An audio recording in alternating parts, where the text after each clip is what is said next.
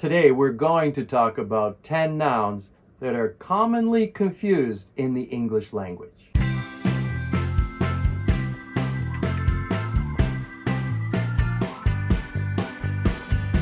Hi, I'm Steve, and this is Single Step English. The first two words on our list are advice and advise. Advice is a noun that refers to suggestions or recommendations. For example, I need some advice on how to study for this test.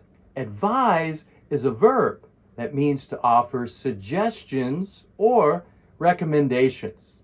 For example, I will advise you on how to study for this test. Number two, we have borrow and lend.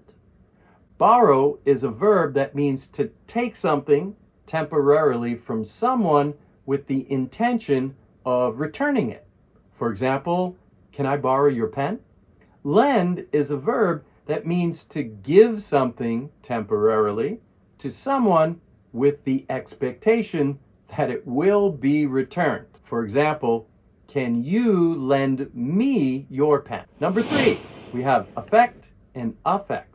Affect is a noun that refers to a result or consequence of an action. For instance, the effect of the medicine was almost immediate. Affect is a verb that means to influence or have an impact on something. For example, the medicine affected her immediately. Number four, we have continual and continuous. Continual means happening repeatedly at short intervals. For example, he had a continual headache. Continuous means going on without interruption. For example, the noise was continuous all night.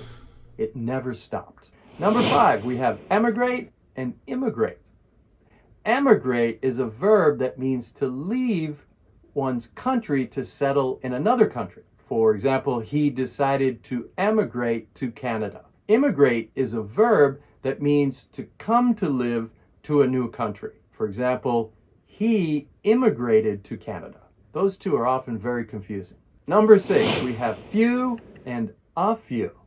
Few means not many. For example, he had few friends. A few means a small number of. He had a few friends. Number seven, we have loose and lose. Loose is an adjective that means not tight or not fixed in place. For example, the belt was loose. Lose is a verb, means to be unable to find or retain something. I don't want to lose my keys. Number eight, we have principal and principal. Principal is a noun that means a person who is in charge of a school or an organization. For example, the principal of the school. Principle is a noun that means a basic truth or rule that guides behavior or action. Here's an example, the principle of honesty. Number nine, we have raise and rise. Raise is a verb that means to lift up or increase. I will raise my hand. Rise is a verb that means to move upward or increase. For instance, the sun rises in the east. Our last one, number 10, we have stationery and stationary. Stationary with an A means not moving. The car was stationary. Stationary with an E means paper and envelopes for writing letters.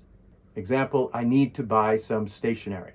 And a great way to remember this is envelope is with an E. So that's stationery with an E.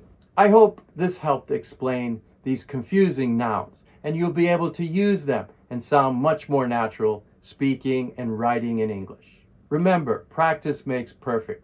All you need to do is start with a single step. If you enjoyed this video, please click the like button. Thank you for sharing, and I'll see you next time.